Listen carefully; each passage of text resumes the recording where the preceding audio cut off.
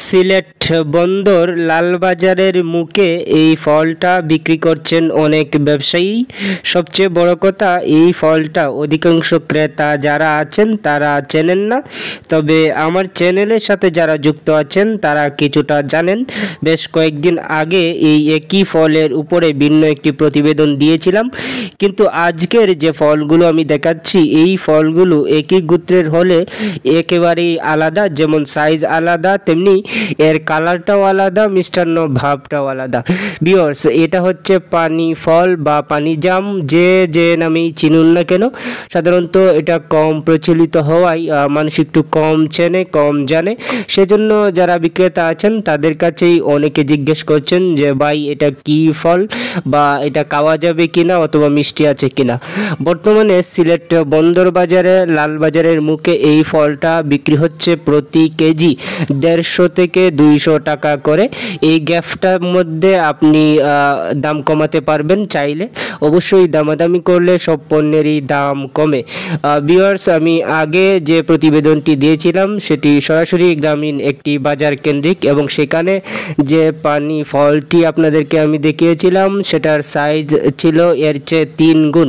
আর এই পানি ফলটা অতিরিক্ত লাল, কিন্তু সাইজটা একেবারেই ছোটো, মানে অতীতের ফলগুলো যে দেখিয়েছিলাম তার চেয়ে 3 ভাগের 1 গুণ, মানে অনেকটাই ছোট।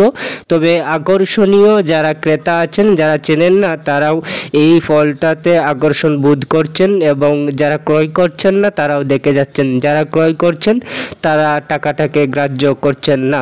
আমি জানি না, আগের মতোই বলছি, আমি জানি না এটা বাণিজ্যিকভাবে দেশের কোথাও ব্যাপক আকারে চাষ করা হয় কিনা, তবে মৌসুমে আমরা সিলেট শহরে দেখতে পাই, যেহেতু সিলেটের পাহাড়ি অঞ্চলগুলোতে কিছু না কিছু ফলে কিছু না কিছু উৎপাদিত হয়, সেখান থেকেই সারা সিলেটে ছড়িয়ে পড়ে। সাধারণত এই ফলটা সিলেটের বাহির থেকে আসে না।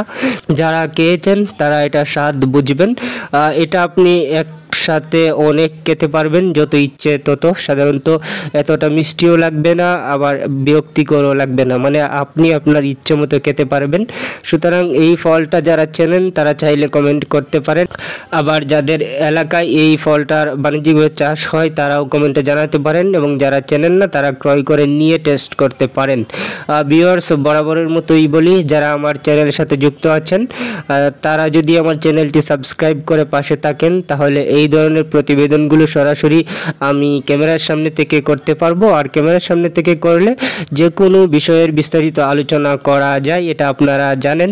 আর সেই সুযোগটা আমি পেতে পারি আপনাদের একটি সাবস্ক্রাইবের মাধ্যমে, কারণ আপনারা জানেন সব কিছুতে একটা ইনভেস্টমেন্টের বিষয় থাকে, সেই সক্ষমতাটুকু এখন আমার নেই। আজকের এই ভিডিওটি এই পর্যন্তই থাক। সাবস্ক্রাইব করে পাশে থাকবেন। ভালো থাকুন।